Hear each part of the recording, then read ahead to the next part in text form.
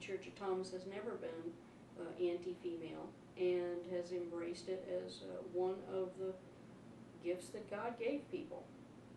Well, as a result, the Gospel of Thomas was an answer to my prayer. I had had a friend when I was younger, in high school, and he was gay. And I tried to explain to him that in the Church of Thomas, a gospel represented the way God felt about gay people. And I tried to reassure him that he was not going to hell. He was not a bad person.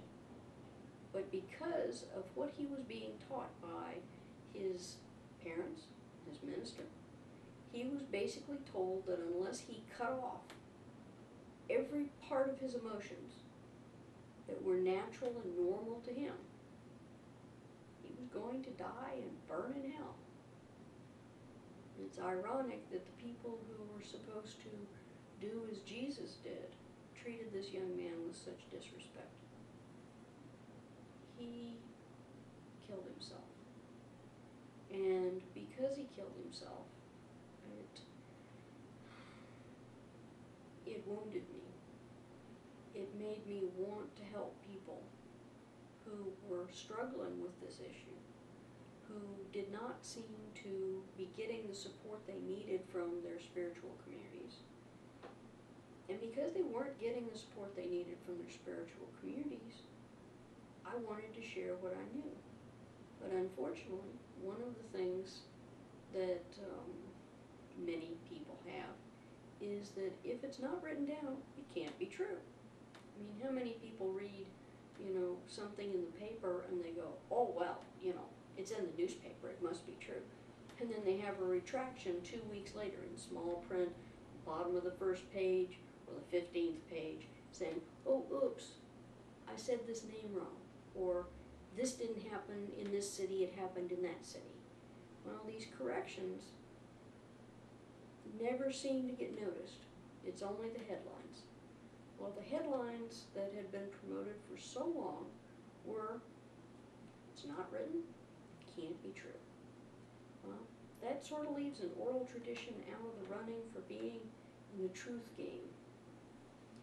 So I had hoped someday to find writings that were attributed to our apostle.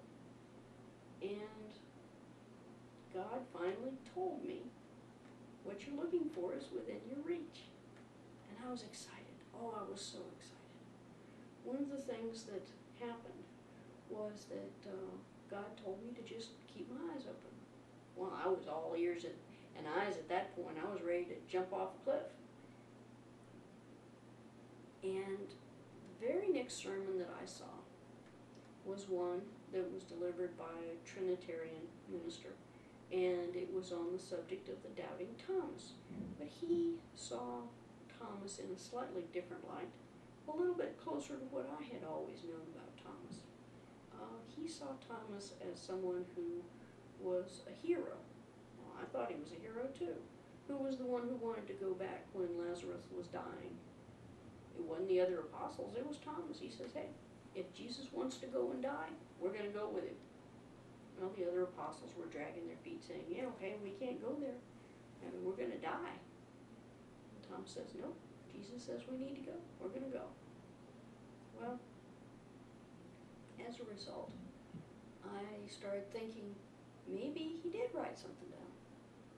So I pondered on it and I thought about it. And I was just racking my brains. My head was hurting after a while. And I finally prayed and I said, Dad, I am messing up real bad here. Is there any hint you can give me? Where do I look? What is it called?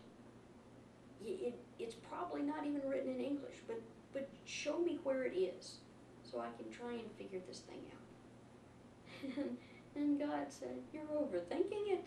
Well, I do that a lot, so that didn't make any big surprise for me. So I sat down and I started